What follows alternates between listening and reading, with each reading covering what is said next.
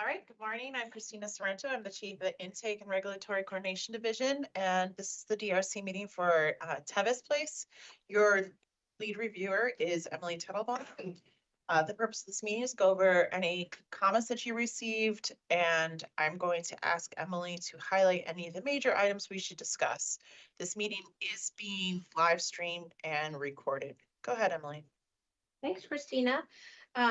So this is an administrative subdivision plan, and I believe we will be accepting a mixed income housing community plan very soon for the same property. So we'll be coordinating closely with all the agencies and the applicant team to review that plan when it comes in. In terms of the administrative subdivision, we don't really have any major comments here. The one, though, that I will highlight is that for the barrier to the bicycle lane, we would like to see poured in place concrete. But other than that, we didn't have really any major comments. So we'd be happy to answer any questions the applicant team has. All right, good morning. Hi, Heather Delpolsky, land use attorney for the applicant. Thank you, Emily and everyone. We went through the comments received, and I think that we don't have any major concerns either. I'll sort of just run through quickly what our thoughts are, and we had just maybe one or two questions within that. Obviously, we will be resubmitting in response to the comments received. And we did want to just talk briefly at the end of this DRC meeting about sort of timing and steps moving forward, given that we will be filing the mixed income housing community plan very shortly. I think we've been aiming for later today or tomorrow. But just in terms of the comments received, sort of in no particular order, it's mostly in the order that they were listed on the PDF. Just a clarification question. I know, Richard, you had a comment that the transportation adequacy form needs to be submitted. We've looked at all of that and discussed it internally, and it's our impression that this isn't so much a substantive issue as we just need to fill out that form and basically the exemption C section, and then that form just needs to be included with our resubmission in place of Nancy Randall's memorandum about trip generation that we had previously included with the submission. Is that right, Richard? Yes, that's correct. Okay, all right. And we do not need to do trip generation because it's given that it's exempt from LATR. The form is we thought a little dicey in terms of showing that, but when we looked at the draft LATR guidelines, it looked pretty clear that trip generation wasn't needed, but is that right? That's correct. Yeah, you can just, if you're exempt, that's all you have to show. Great. Perfect. Thank you, Richard. Appreciate it. Yeah, thank you very much. And that was our impression. Just wanted to confirm. Also, I believe this was staying with Richard. You asked for the ultimate cross section. I think we just included the interim. We do have the ultimate cross section. We don't have any issues with your comments, and so we'll just include the ultimate cross section with the resubmission. And Emily, to your point about the barriers being changed to concrete, Andy Bradshaw has already made that change on the plan, so no issues there either. We will include a utility plan with the submission. We have that. We just didn't include it previously, so that'll be back in with the resubmission. We understand that Andy Bradshaw met with or spoke with Marie LeBeau offline. We are good with her comments, and Andy will be resubmitting that plan to reflect all of the revisions per Marie's comments. We didn't have any concerns on Washington Gas subdivision or master plan comments. I know master plan, you did ask for some more narrative and the statement of justification regarding the recreation loop. So we will include that with our resubmission. DHCA comments on MPDUs, we will meet all the standards. So we didn't have any concerns or issues there. In terms of MCDOT comments, I know there were a lot of them. We went through them. We don't have any substantive concerns. We did have one question because it looked like in the comment, and this is with regard to the TDM plan, I believe it's level 3 that's required. And I did just want to ask, it looks like in terms of the NADMS standard that you're asking for the TDM plan to hit, it's actually 5% above what the sector plan calls for. And I did see reference in the code that I guess the director can ask for, an NADMS above what the sector plan requests. But I did just want to ask the thought process behind requiring higher. It doesn't look like it's mandated. It looks like you can ask for that. So I just wanted to sort of inquire the thinking behind that. Yeah, good morning. This is Brenda Parda with DOT. I can send you the information of our TDM person, so you can discuss that directly with him, and I can be copying that, or we can meet together to go over it. But I do want to say that it's a requirement, more, something that we can talk about later. Okay, all right, that would be great. And I know that the TDM plan only gets entered into prior to building permits. Obviously, we're Yeah, that's relatively ahead correct. of the game. Yeah, but just want to inquire because obviously the White Flint sector plan has a pretty high standard to begin with at 50/51%, I think it is. So I just wanted to inquire as to that. The environmental noise comment, I believe that was from Amy Lindsay. We are fine with that. Did just want to confirm that you all didn't need a noise study as part of this application. Is that correct? That would have been preferable to have a noise study. Okay.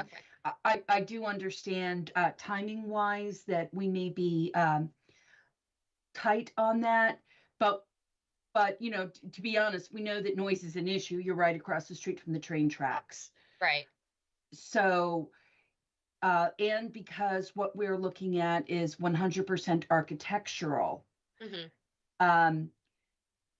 I would work with your noise consultant to figure out how you would be able to treat that noise. And I apologize for not flagging this at concept plan. Because ideally you would have had a noise study, but I understand from a timing perspective that might not be possible. So I can look around and see if I'm pretty certain we've got one for properties close to this. Okay. To give you an idea.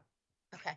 And I will say, and I realize that sort of under sort of the legal findings that you all have to make, I don't know if this necessarily matters, but because of and Rob and Adam can speak with our team, can speak to this in better sort of verbiage than I can.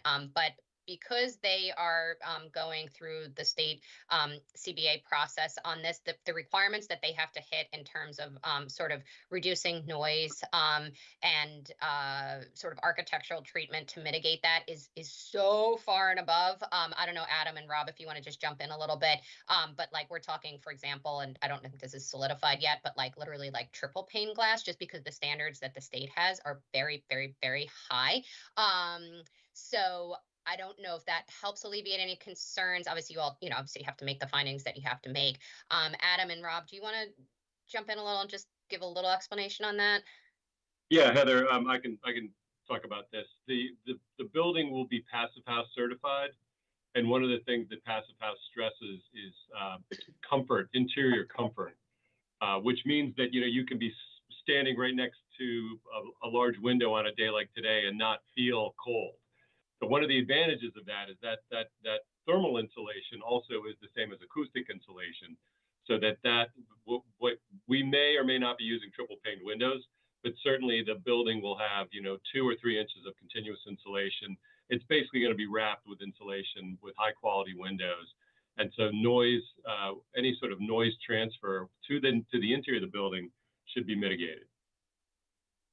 Great. I'm not really concerned about it. It's just one of those standards that has to be met. And because there's really nothing you can do with site design, we understand it will all be architectural. We just, all buildings have to meet that same standard regardless of who's living in it. So we're not trying to throw up a roadblock here. Oh yeah, no, we understand. I mean, I guess I would just say, I mean, if you feel you need a noise study, we have folks that Adam and his team have worked with before. So if a noise study is what you all, and Adam, I don't remember the turnaround time on the Sligo Apartments noise study in terms of how long it took to get it, but if you feel you need a noise study to make the legal finding, we can hop right on it. I guess just, let us know what you think you need here, because obviously we want to keep it moving efficiently, but we also obviously want to ultimately get to approval and get you what you need to be done. I think you hit a great point, Heather. We are looking for maximum efficiency in the planning and approval process.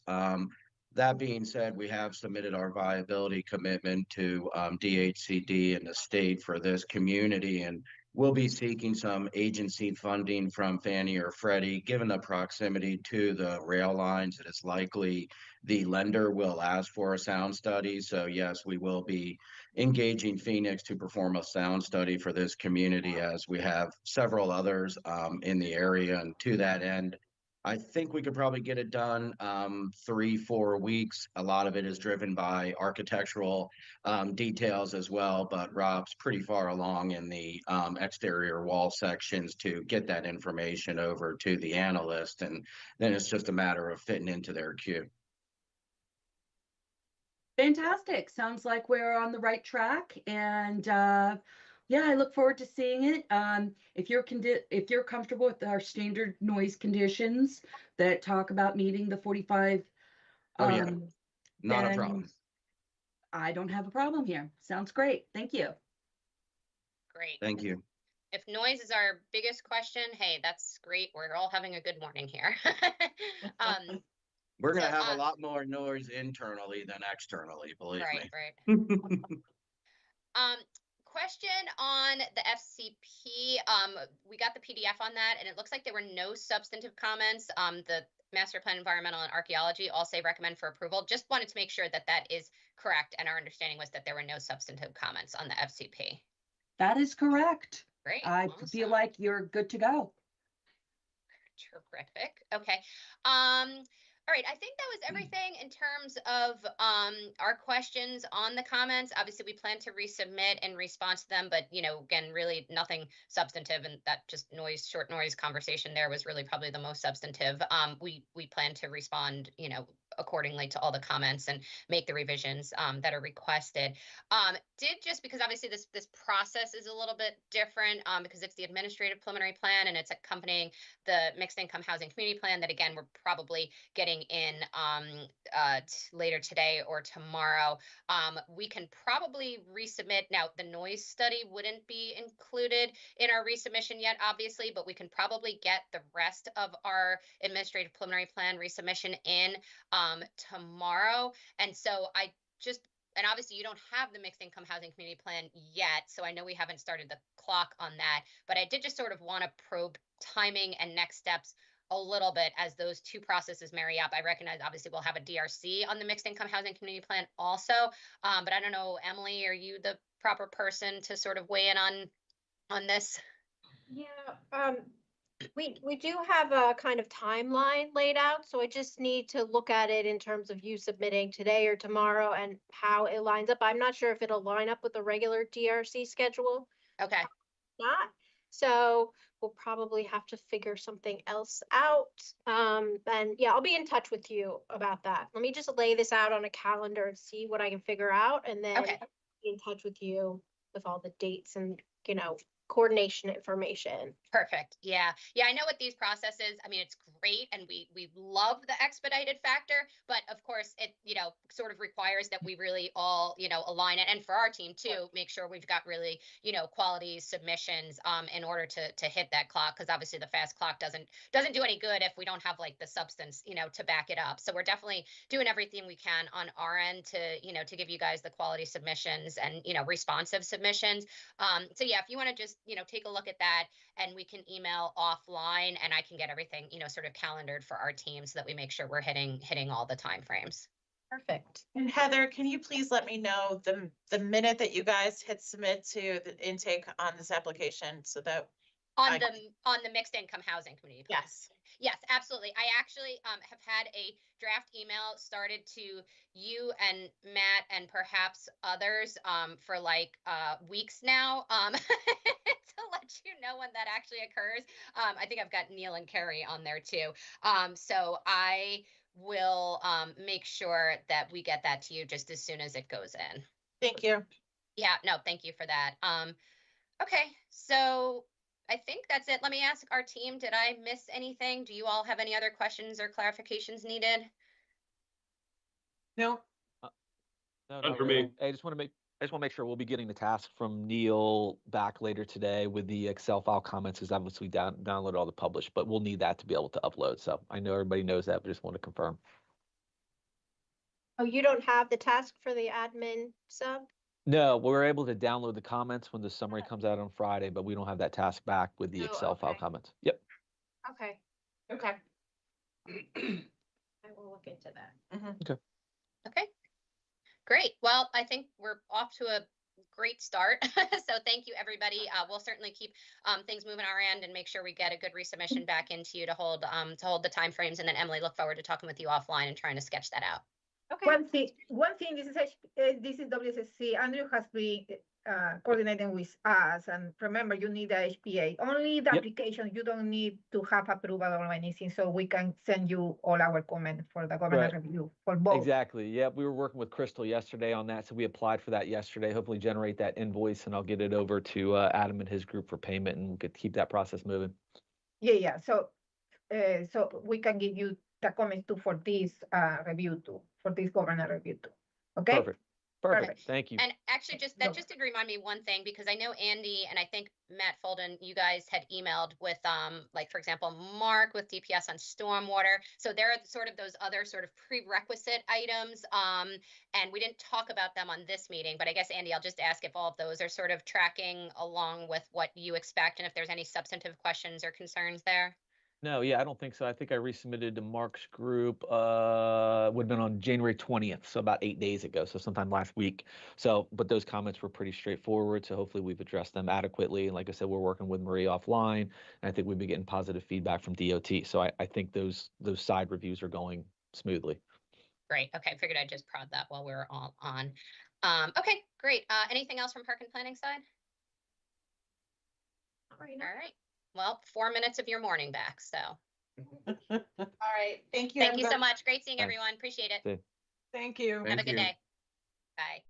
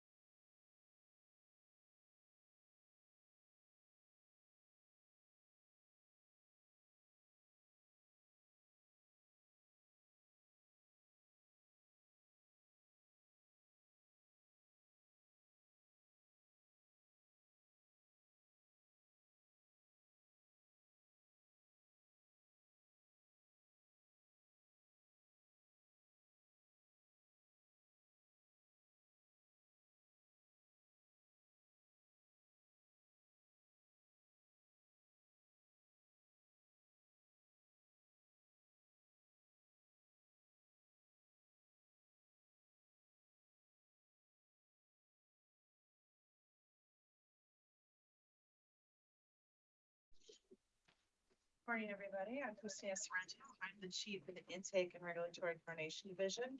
And this is the DRC meeting for Emery Grove Village. Your lead reviewer is Tamika Graham. And the purpose of this meeting is to answer any questions based upon the comments that you received. This meeting is being live streamed and recorded. I'm going to ask Tamika to highlight any of the major items we should discuss and then turn it over to the applicant. Go ahead, Tamika. I guess let's start off with the schedule before we get into a lot of the details of the project. We are under a 90-day review window, so that would put your planning board hearing at April 3rd, Thursday, of course. And so that would make your final submission 45 days prior, which brings us to Monday, February the 17th. Yes, and then for the folks on the call that are agencies, those letters will be due 30 days out, so that would be March 4th. So just wanted to get those dates on everyone's radar. Just to the team again, thank you so much for all of the thorough information that you submitted with the with this application, just the history, and thank you again for your time and meeting with staff. Just to bring us up to speed with all the great things that you've been doing with the various partners on this project. And again, you know, we really look forward to helping you move this efficiently and clearly through the regulatory process. Just first off, just with the compliance and substantial conformance considerations, you probably saw from our comments, we didn't flag anything. We don't think that there are any major conflicts from the substantial conformance with the master plan. I am going to jump to the questions that you all posed because that's the purpose of the preliminary plan. But before I do that, I just want to highlight three things that I think we'll be looking at. The site layout, you saw that. We can talk about any questions that you have. Circulation, I think that dovetails in with the questions that you've asked. We do think that there are some things that need to be tightened up from the complete street standpoint. And then with the open space, that's obviously something we'll be tightening up with the preliminary plan. But just from a technical standpoint, sidewalks shouldn't be double counted as open space. And we do think that a landscape buffer separating the property from Mid-County highway is going to be really important. So that also impacts the site layout. So getting to those questions that I know you all posed, and you know that will become binding elements with your resolution. We did provide responses. We can go down one by one if you want to attack it from that standpoint, or if you just want to jump into some of the key ones that you had. I think we should definitely talk about the transportation ones. We have MCDOT on the line, and then we should also hit the MPDU issues. I also think DHCA is on the line, so we could start with those ones where we have our partner agencies on the line. So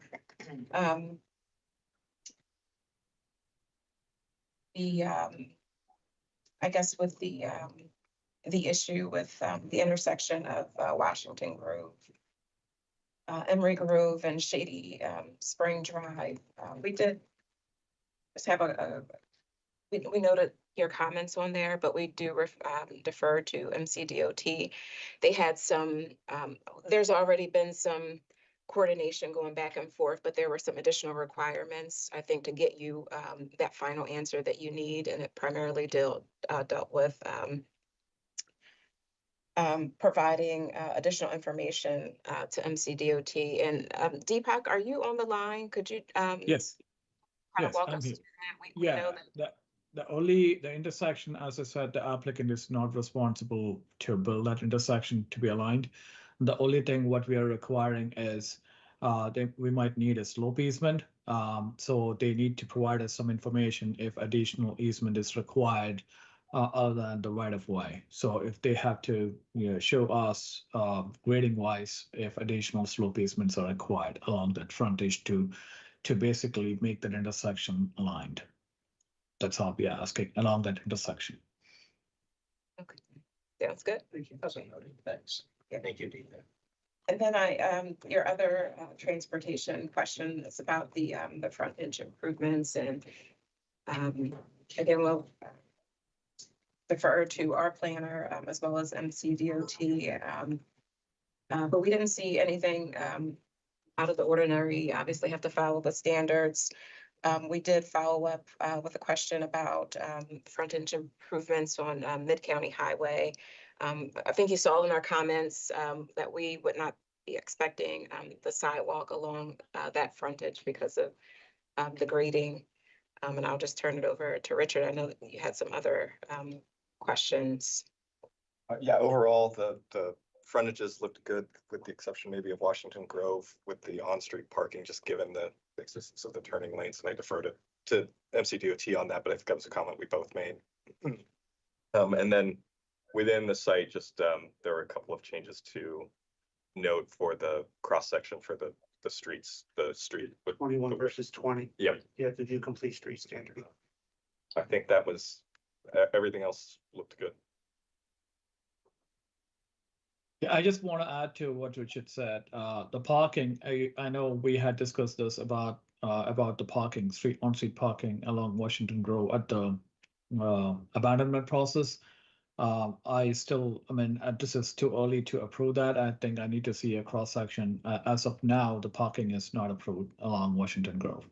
But that's something we can discuss further at planning plan stage. But right now, it is not. Thank you.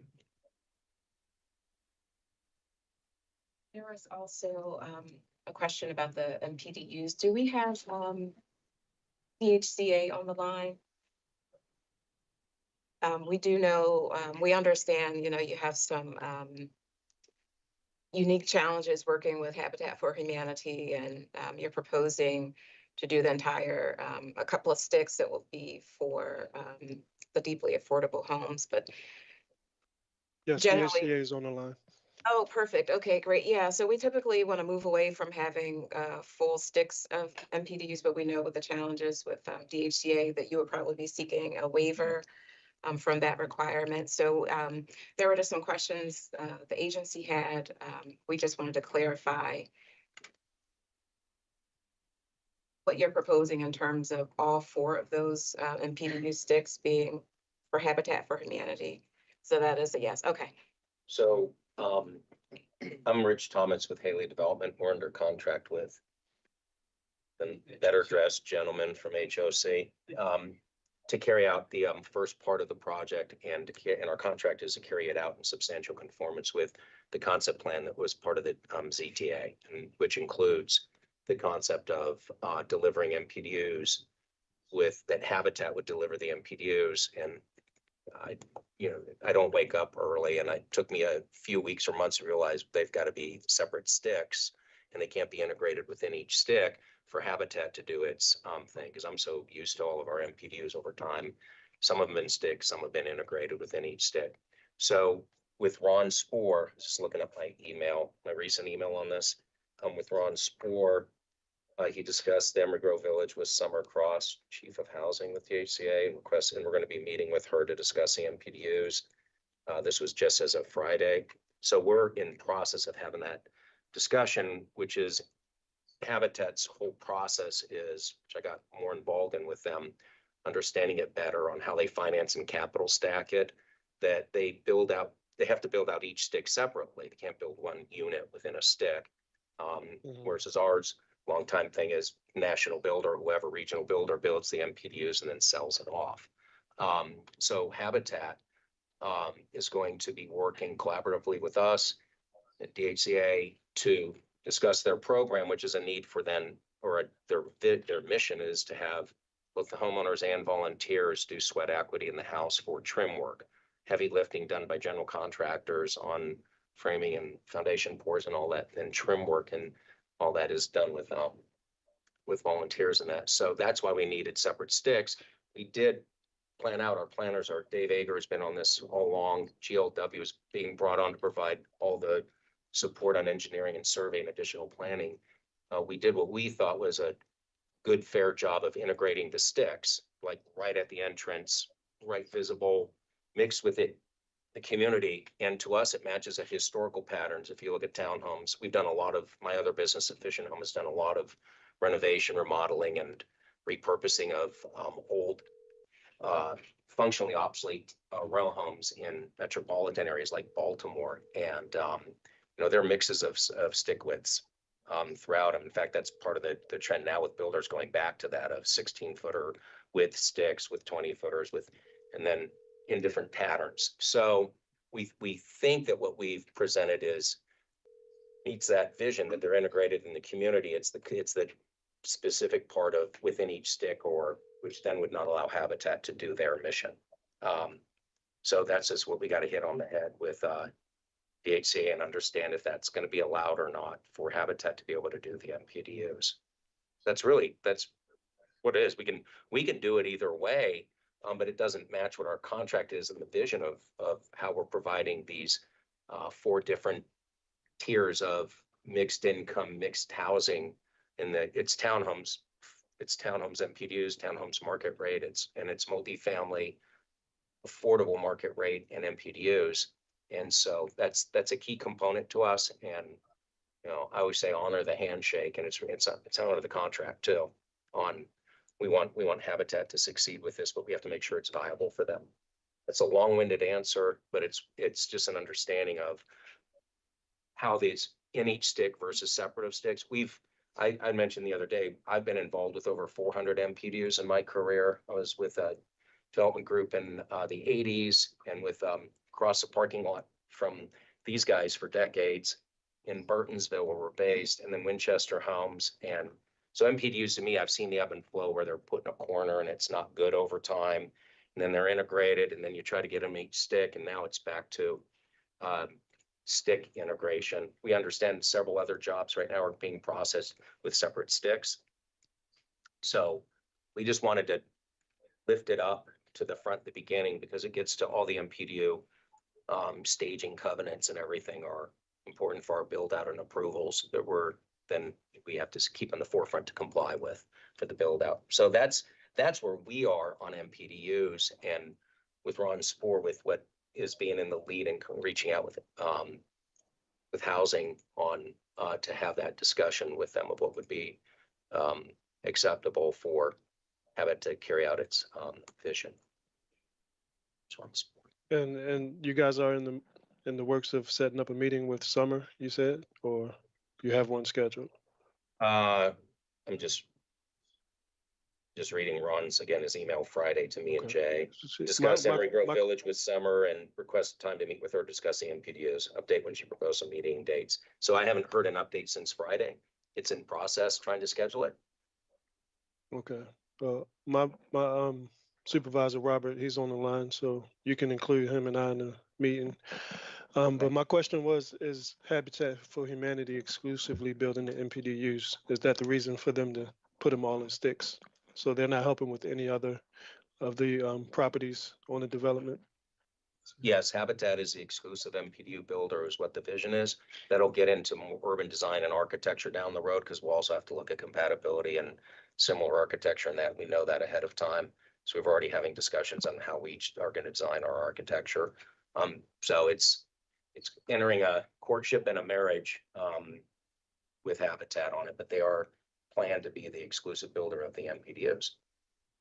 Okay, and the goal is to have the same product as far as visually when you look at the sidewalk fronts, and it's going to be a smaller product, of course, but they're going to be compatible visually with the other market rate units as well. Yes, we always say when it's different builders, substantially similar, and we know that we'll be pushed to be that, and we want to have that. So yes, the goal is to be similar, compatible with the themes, materials, design, and also still staying on cost effectiveness for delivering it. Okay, so we can just continue to work on setting up that meeting with us, and we can try to iron things out as soon as possible. What was that speaking? Could you, I'm sorry, DHCA, could you just let the room know your name? Adrian Hobson. Yeah, I'm Adrian Hobson. I'm the planning specialist for the HCA for the Affordable Housing Department. Thanks. Great. Another big issue that came up is with the forest conservation plan. We do appreciate the creative proposal to try to link the two properties, these two lots, and then with the Pepper Ridge. But I think you saw our environmental experts' comments. Really, because the two are not contiguous, we won't be able. I think just yeah, this is Dave Ager with Townscape. We understand where staff is coming from and their interpretation of forest conservation law. So regrettably, we'd like to see something more creative, but we understand that that's the rules that we have to play by. Follow that, exactly. So, but we appreciate the Well, effort and trying to link the two. Yeah, but I put a placeholder there that we did think there was a reasonable interpretation to say that a forest conservation plan can include multiple properties that aren't contiguous under one forest conservation plan. It's the attorneys all. And we've seen that in like places like Bethesda. Yeah, so, but we're not pushing on that. We just think it was a reasonable position on ours to explore, and we'd explore again if we had the opportunity, but it looks like it's foreclosed. I mean, we'll continue, we'll continue to talk about it. I mean, there are two issues. One is contiguous nature of the properties, and the other is offsite versus onsite. And we've seen examples where just said non-contiguous properties are under one plan. So we'll continue to talk about it. Steve will try to be creative within the guardrails that we have to be in. Yeah. But we're trying to, I think the essence of this whole discussion is just to kind of, this is a very unique project. We're trying to help Emory Grove come back from what it went through. And we're trying to do an extremely high level of affordability. So it may sound like we're nitpicking, but we're not. We're trying to keep our costs contained on the project. It's so important. And deliver that 4-tiered level of affordability that that Rich was talking about. So that's kind of the overarching goal here. And we just, and that's why we're kind of pushing on these things a little bit, Steve. The market rate townhomes on this, 70% of the townhomes are market rate. That's 57 or 58 of 80, 82, or it breaks down to 24, 25 MPDUs. Those market rate townhomes carry the entire project. So the delivery, just to, if you were in my shoes and we were working and it was your 401k plan or whatever that relied on it, or, you know, or we're a profit sharing company, it has to work off those townhomes. And so they're like little pieces going into the bucket. The offset intersection is adios project. We'll get into LATR depending on how that goes, could be adios project on the ramifications of it. Smaller things like this are not adios project, but not as easy. And it's really a question of they're not by themselves, they're not in isolation, they're taking context of other stuff. It's like I say to my only shareholder, who's my wife, when she wants to buy the kids or grandkids something, I'm not trying to be mean, but it's in context of the overall budget. And it's really that same thing on this of what we were looking at trying to do one-to-one, and that we're part of Heritage Emory Grove. And the concept and vision is deep delivery of affordability across different swaths of it. So it will be bringing back and carrying out and advocating as strong as possible for the affordability delivery that we've committed to, and by extension that, you know, our arguments or advocacy we think apply for some of the other properties and groups within Heritage Emory Grove. I see Pastor Warner up there, and I think Francois might be on the call as well. We do want to seed some time with Francois to be able to talk about one thing this morning, that they're collaboratively part of our efforts, even though they're different property owners. So we want to make sure that we give her an ability to talk about from the church's perspective, part of the intersection and the main intersection coming off Washington Road Lane. Do you want me to do that now? Sure. Okay. Good morning, everybody. I'm Françoise Carrier, and I represent the Emory Grove Church in connection with the broader Heritage Emory Grove project. Thank you for letting me speak this morning. Just wanted to give you all a little bit of information about our project and entrances. The Haley folks shared with us that staff wanted to see their entrance lined up with the existing driveway that runs right next to the church. We are not planning to keep that driveway. We're planning to close it down so that land can be used for other things. And our entrance in our concept plans is lined up with the existing street on the other side of Washington Grove Lane. I think it's called Morning Star. And so our entrance is currently a little bit farther west than the entrance Haley is showing. We figure that we can find a way to, move ours a little bit, move theirs a little bit, and make them line up. But we don't see any need for Haley to line up with the existing church driveway, which, as I said, is going away. That's all I had. Thanks, Francois. I guess we can just close. I can just switch over to, I believe you saw this in our uploads. This is our updated staff suggestion for the layout. So if you had any questions for us about it, we're happy to talk about it, but The layout is probably more than we can talk about at this meeting.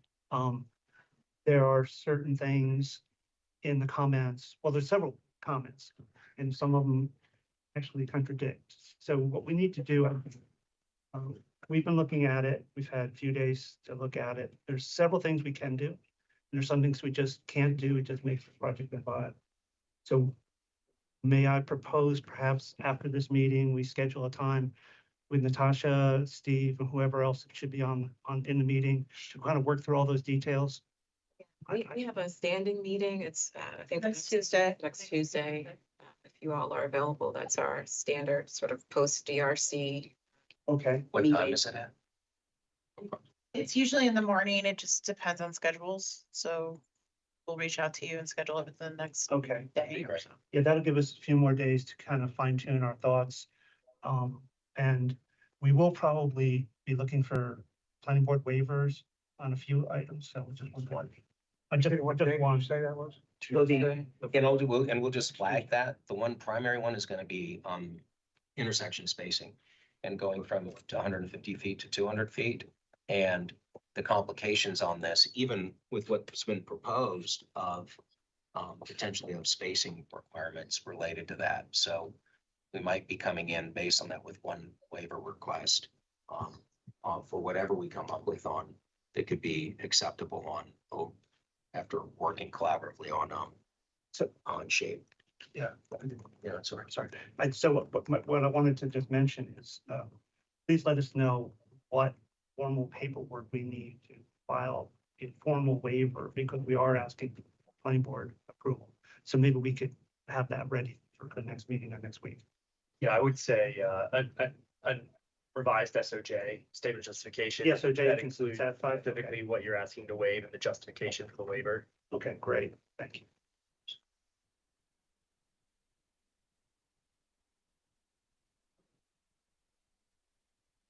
Another thing we would want to point out now, before getting into next week, the follow-up, maybe perhaps in work session, is the entrance to the east, to that private section there, to us would not be realistic. We can provide right away for it. But we'll give reasons in that, or give our reasons why that wouldn't be viable from our perspective to do that, or realistic with that neighboring association, but we can talk that through and look at what we can provide with it. So We have one more minute left in this meeting, so if you want to just. This meeting? Yes. Well, I'll say, LATR, we're going to be seeking exemption. Is it okay for me to just talk since at 45 seconds? LATR, we're going to continue to seek exemption. We had assumed we were going to be exempt, having met 30% affordability. We understand there are technical definitions within that we're going to have to figure out how we can reconcile with that.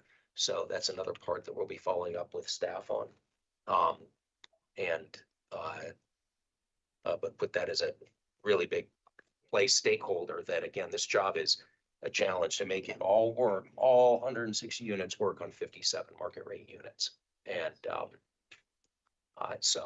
but we appreciate how courteous and professional and collaborative everyone's been to date. I do want to note that very much so, because I think everyone's rowing together on this job. You did it. Thanks. All right, thank you. We'll be in touch to set up the meeting for next Tuesday.